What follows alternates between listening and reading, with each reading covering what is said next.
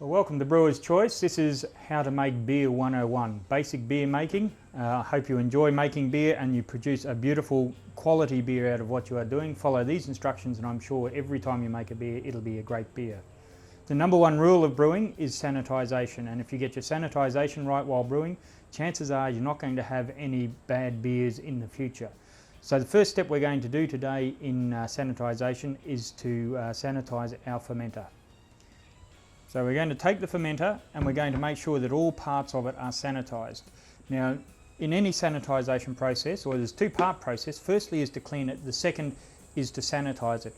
Now, I've already gone through with some brewer's detergent, clean this thing out to make sure there's no solid bits of material anywhere inside the fermenter. There is solid bits of material in there, and it doesn't matter how microscopic they are. If they're in there, the sanitisation, the sterilizer is not going to be able to get onto the surface of the fermenter and remove any bacteria. So first off, we've given it a good wash with brewer's detergent, and now we're going to sanitise it. The easiest way to do that is by mixing up some sterilizer into a spray bottle, spraying that into your fermenter. Now when you do that, you need to make sure that the whole surface is covered, and once it's covered, it stays wet for about 2 minutes. I'm using a no rinse sterilizer, so that means we can spray it on, leave it for 2 minutes, and then just go straight into brewing after that. We don't need to rinse it with water. Certainly in Brisbane, if you feel the need to rinse it with water, I don't think there's any real problem with that because Brisbane water is quite sanitary. Assuming you're not using a garden hose or anything else to wash or to fill up your fermenter. A couple of tips when you're fermenting. Number one, your tap.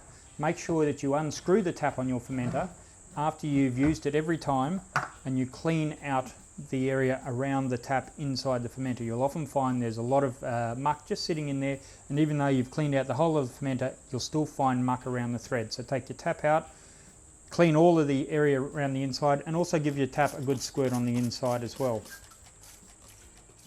The second thing you need to do is make sure that the O-ring that you have for your fermenter lid, that you take that out and clean around underneath as well, because you'll often find bacteria in there. So I've squirted the lid. I'm going to put the O-ring in over the top of that now and give it another quick squirt, and that O-ring should be clean.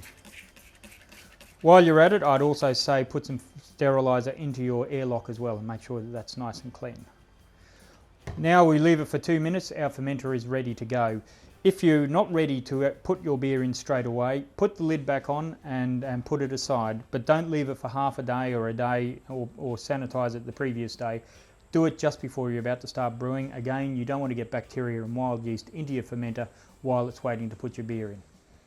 The next thing we're going to do is to get our tin of liquid malt ready to use. Now the liquid malt inside, if you shake the tin, you'll see it's a very thick, gooey substance.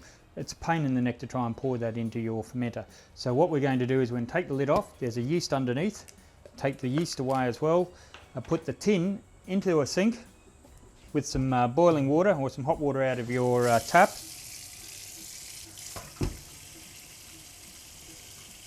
And we're going to leave it there for it to slowly warm up. So about 10 minutes sitting in there while you're doing everything else will make sure that that liquid malt runs a lot more easily into your fermenter. So we're going to put the tin of malt into the tin now, into the fermenter, sorry. I think it's ready to go. Just make sure if it's been in boiling water you don't burn your hands while trying to do it. It can get very hot while you're trying to open it.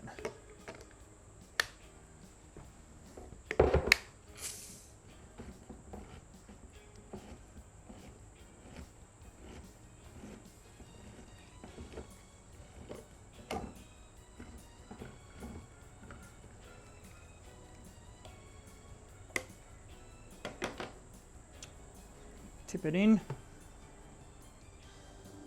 As you can see, it's fairly thin now, quite dark. It's much thicker if you haven't heated it. Now I'll grab a spoon.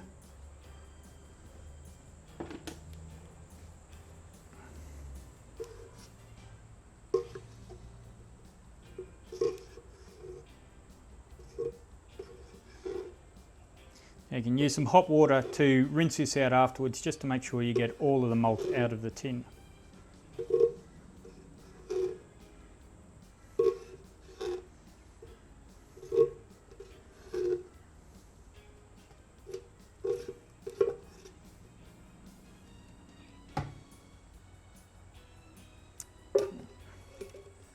Now there's still a bit of stuff left in the bottom of this tin, so what I'm going to do is grab some hot water. You'll need about an extra litre of hot water to pour into your fermenter to mix in the powder. So grab a litre of hot water, this is when it gets really hot. Just rinse your tin out, pour all of the extra water in there, and it's time to add the powder as well. With the hot water in here now, we're going to add the powder. In this case, the more malt you have in your powder, the better the beer. You can use dextrose, never use sugar, because sugar will give you an off-cidery flavour in your beer. Use either dextrose as a basic one, or a dextrose malt mix, or even for some beers 100% malt. So we're going to tip in the powder and mix that in as well as possible. When we're doing the mixing, we want to get a lot of froth into the brew. The more air that's in this brew, the healthier the yeast will work, and the more fermented out will be the powder, more alcohol, better tasting beer.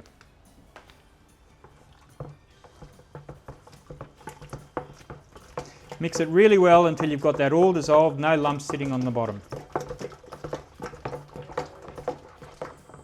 Now the powder and the malt from the tin is pretty much all dissolved in here now, so we're going to add the water to take it up to 23 litres.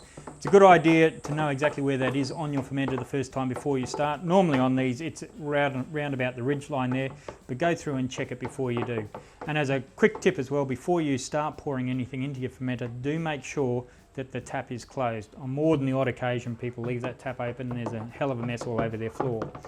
So what we want to do is get the temperature down to round about 22 to 25 degrees. If we've already got a litre or two of boiling water in here, we need ideally to use some chilled water to get that temperature down very quickly. We don't want to leave it open and waiting for it to cool down before we put the yeast in, otherwise again we'll get bacteria, wild yeast in there, and that will ruin your beer. So the best way to do it, and particularly in summer, is to chill down 5 or 10 litres of water and use that first, and then use your tap water to take it up to the 23 litres. So I'm going to pour in 10 litres here. I've just bought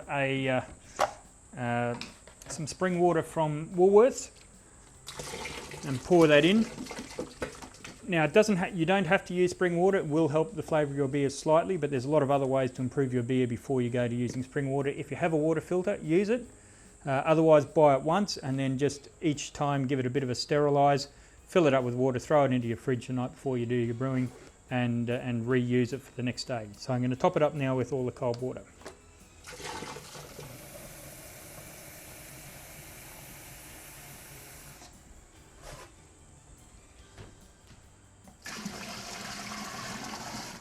Alright, I've got my 23 litres of water in. I'm going to give it a really good stir now. What I want is a lot of froth on the top of the wort inside here. So a really good vigorous stir, mixing it around, making sure there's no solid bits left on the bottom, and plenty of bubbles on the top, so it's got lots of oxygen for the yeast to use when it's multiplying and fermenting.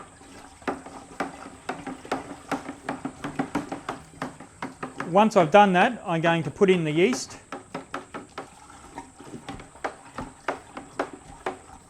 So in summary, you can make a great beer using the yeast that's in the top of your tin, but if you want a really easy way to upgrade your beer, change your yeast, grab one of these from your local homebrew store. You'll wind up with a much better beer for very, very little work.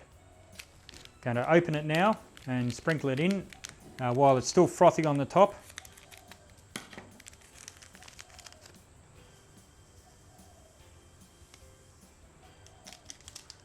You can give it a very gentle stir with your spoon, but you'll find inevitably you wind up with it all over the arm of your spoon. So either just give it a little shake or even just leave it. It'll absorb the fluid out of the beer very quickly and start working. The next step, close up your fermenter. Now you have your fermenter lid, your airlock. I strongly recommend that you put your airlock into your fermenter lid before you put it on top of your fermenter. Plenty of people have tried to put it in after they've screwed the lid on, and the grommet will inevitably fall into your fermenter, drop to the bottom, and you won't be able to get it out. So put your airlock in first, screw your lid on nice and tight.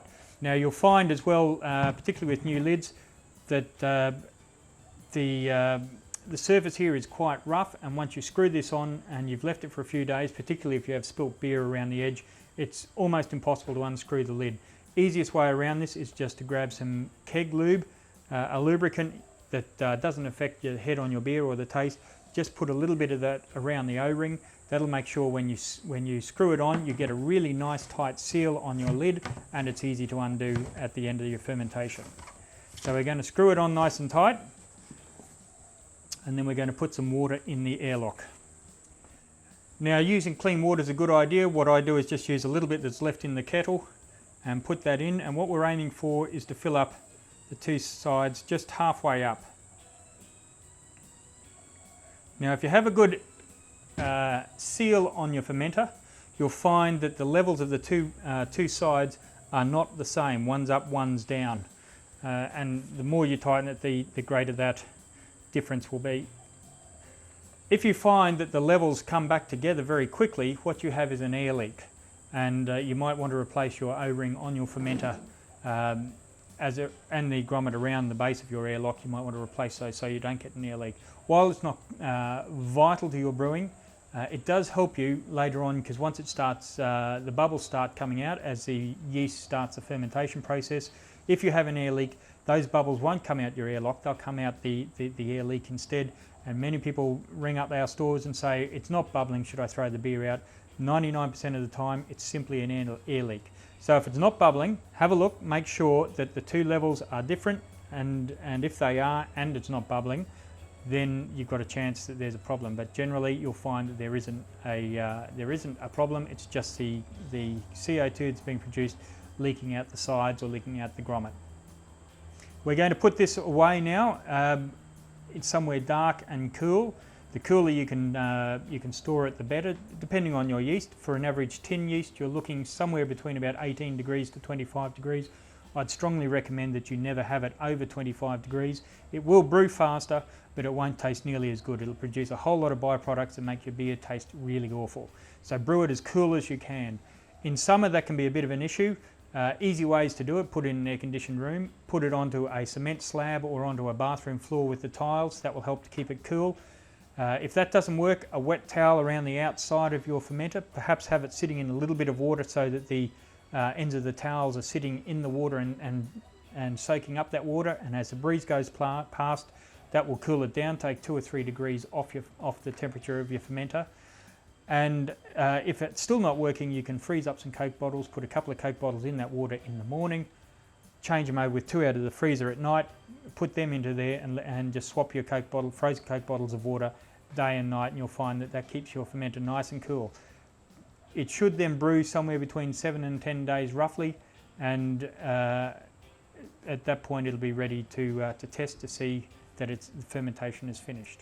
All right, we've had the beer brewing now for about 10 days. What we've seen is that the level has pretty much got back to, or the levels here are pretty much the same. It's doing a bubble about once a minute. Now, it may well continue to do a bubble for about once a minute for a very long time. So we're looking roughly about a level water there, bubble once a minute. You know you're pretty much there. Now, you'll know it's also have worked if you find it's got a high tide scunge mark around there. You'll see that, and if you look in through the inside, you'll see it'll have some bubbles and foam and stuff. So it's certainly been working. The way now to test that it has actually finished brewing is by using a hydrometer. Now, most explosions of bottles that you hear about, I can guarantee will be the result of the brewer not using a hydrometer to test that the beer has completely brewed out. What's happening is usually because it's cooler weather, the yeast has been working more slowly. It hasn't got around to eating all of the sugar that's in here, and so there is still some sugar sitting in this mix here that hasn't been brewed out. If you put that into your bottles and you add some extra sugar and the yeast keeps on working, it produces twice as much gas as it should, and the bottle explodes. Only way to guarantee that the yeast in here has eaten all of the sugar that needs to be eaten before you put it into the bottle is to test it with a hydrometer. So every time, use a hydrometer to test it. Now, the easiest way to do the hydrometer test, use the tube that the hydrometer comes in, take out the foam, take out the piece of paper, put your hydrometer in it, put it underneath the tap, fill it up, and take the reading from the top of the level of the beer once the hydrometer is floating in here. Alrighty, hydrometer's in, open the tap.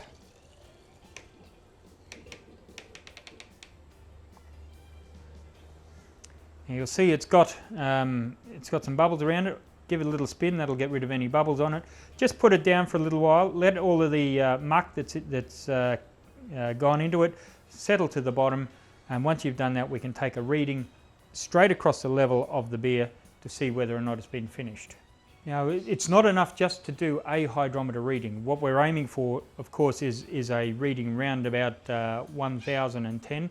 If you have a look at your hydrometer, there's a red mark usually at the point that says 1. 1 is the specific gravity for water, and we're looking at beer which is a bit thicker than water being somewhere higher than 1. So generally around about 1008 up to about 1015, depending on how much sugar and other ingredients you put into your beer. Now in beer talk we call it 1000, and then we're looking at about 1008, 1015. Now you need to do it one day, wait for 24 hours, repeat the process again and make sure that the reading is the same. If the reading's dropped a little, then your yeast is still fermenting all of the sugars in your beer and you need to leave it for a day or for 2 days, then do the readings again. What we're aiming for is 2 readings exactly the same over 2 days. If it's exactly the same, you know the yeast has finished its work, it's ready to go into the bottle. If the yeast has finished and you have readings over 2 days, what we're going to do is add finings in. Now it's an optional process, but it does help to pull a lot of the sediment down to the bottom of your fermenter. If you're using one of the canned yeasts, using a fining is not a bad idea because that will give you firmer sediment packed down on the bottom and a cleaner beer. So we're going to grab a packet of finings, cut that open and put it into a sterilised jug. And we're going to add about 250 mils of warm water. It doesn't need to be boiling water again. Again, it's just water that I've had in the jug that's boiled previously, and I'm going to fill it up to about 250 mils or 1 cup. So you can do this in a cup. We're going to open up the fermenter.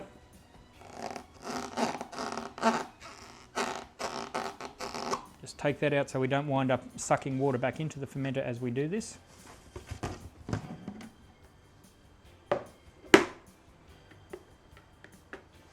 And we just pour the finings into the beer.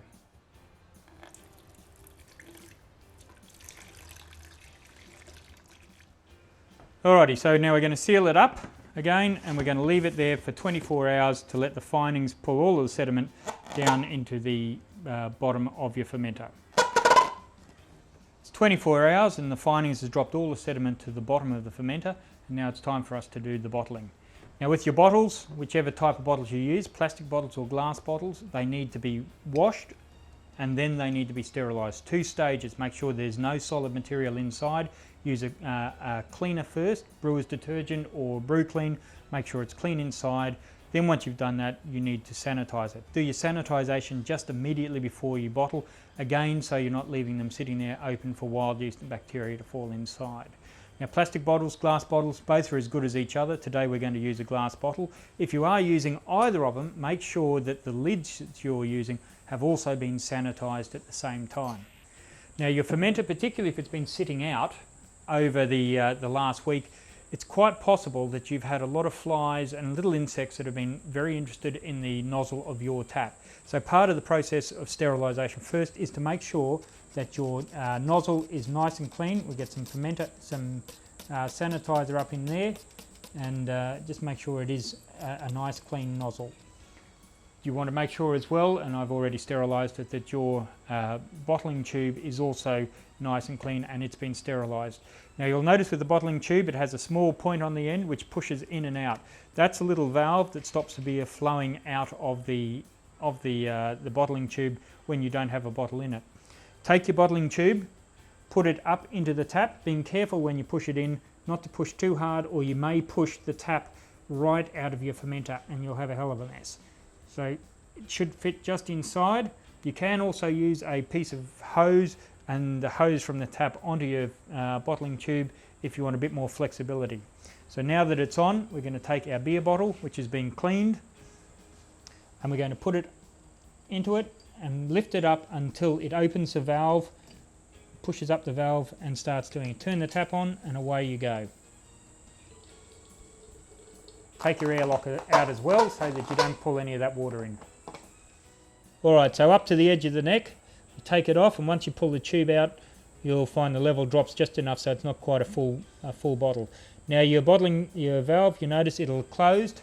Now it's not absolutely watertight, so don't do this over your carpet, but you can now just keep on grabbing bottles and bringing them up and filling them up. Once you've done it, it's time to add the sugar in.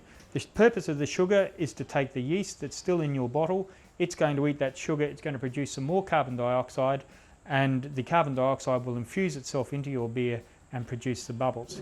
So for a Torley, we're going to take 2 of these carbonation drops, they're called, and we'll put them in, 1, 2, and then either screw on your plastic cap or put on your beer cap under your capper and close it. After that, once you've done all of your bottles, put them somewhere cool and dark for the next at least 2 weeks to allow the yeast to eat the sugar and to carbonate your bottles. Alright, after 2 weeks, your bottle should be ready to drink, so put it in the fridge, cool one down, crack the lid, and hopefully you'll have a fantastic beer. If you don't, make sure you give us a call on 1300 2BREW, TOBREW, and we'll help you with all your problems, but I'm sure you'll have a great beer right from day one if you follow all these instructions. Thanks a lot. Happy drinking.